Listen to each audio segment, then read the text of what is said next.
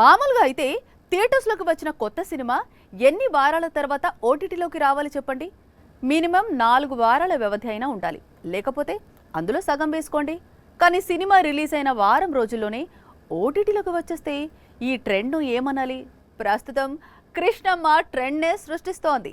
కొరటాల శివ నిర్మాతగా వ్యవహరించిన చిత్రం, పైగా సత్యదేవ్ నటించిన మాస్ మూవీ. టాక్ కూడా బ్యాడ్గా రాలేదు. ఇంకా థియేటర్స్లోనే సినిమా ఉంది.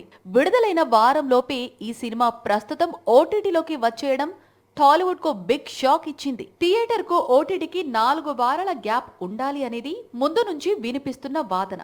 అలా కాకుండా సినిమా రిలీజ్ అయిన వారం రోజుల్లోనే మూవీని ఓటీటీలోకి తీసుకురావడం ఇప్పుడు సంచలనం సృష్టిస్తోంది. పైగా ఇండియా వైడ్ గా కృష్ణమ్మ సినిమా హాట్ టాపిక్ గా మారింది. థియేటర్ కు ఓటీటీకి గ్యాప్ ఎందుకు అంటే, థియేటర్ కు వచ్చే ఆడియన్స్ ఎలాంటి డౌట్ లేకుండా టికెట్ కొని సినిమా చూస్తారు. అలా కాకుండా సినిమా రిలీజ్ అయిన వారం రోజుల్లోనే ఓటీటీలోకి వచ్చేస్తుంది అంటే, టికెట్ కొని ఇంకా సినిమా ఎందుకు చూడాలి అనే ఆలోచనలో పడతాడు ప్రేక్షకుడు. ఏదైనా ఈ ట్రెండ్ మాత్రం సినీ పరిశ్రమకు అస్సలు మంచిది కాదని ఫిల్మ్ క్రిటిక్స్ చెప్పుకొస్తున్నారు.